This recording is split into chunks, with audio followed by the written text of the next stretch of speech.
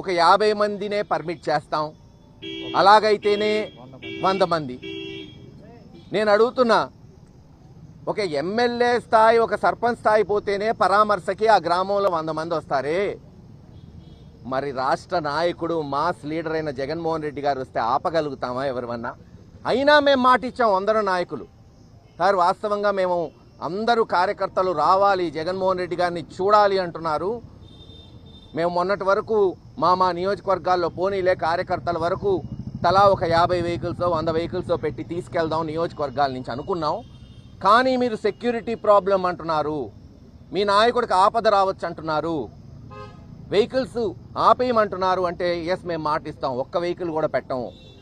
మాకు కావాల్సింది జగన్మోహన్ రెడ్డి గారి రావటం, ఆ కార్యకర్త కుటుంబాన్ని పరామర్శించటమే మాకు ముఖ్యం.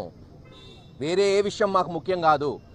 జగన్మోహన్ రెడ్డి గారికి జనం ఉన్న అనేది భారతదేశం మొత్తం తెలుసు, కొత్తగా తెలియజేయాలయ్యింది. ఎక్కడ మేము సమీకరణ చెయ్యము, స్వచ్ఛందంగా కేవలం మేము కూడా ఆయనతో పాటు ఆయన వెనకాల నడుచుకుంటూ పోయి పరామర్శిస్తాం అని చెప్పాం. వారు ఆలోచించుకొని చెప్తామన్నారు. ఖచ్చితంగా పర్మిషన్ ఇవ్వాలి. జగన్మోహన్ రెడ్డి గారు రేపు 100 తాడేపల్లి నుంచి వచ్చి నాగమల్లేశ్వరరావు గారి కుటుంబాన్ని పరామర్శిస్తారు.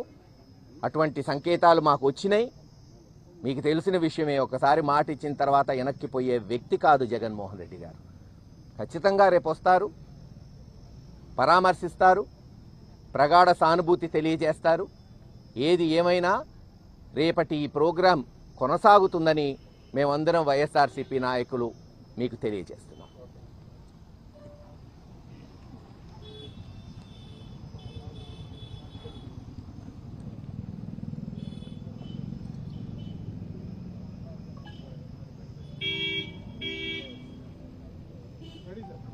మాజీ ముఖ్యమంత్రి జగన్మోహన్ రెడ్డి గారు ఒక చనిపోయిన కుటుంబానికి పరామర్శించడానికి కూడా రాకూడదా ఈ రాష్ట్రంలో? అంటే ఒక మాజీ ముఖ్యమంత్రి గారు, ప్రజాదరణ గల నాయకుడు, వైఎస్ఆర్ కాంగ్రెస్ పార్టీ అధ్యక్షుడైన జగన్మోహన్ రెడ్డి గారిని ఈరోజు పల్నాడు జిల్లాలోకి రానివ్వకుండా అడ్డుకోవాలని చెప్పి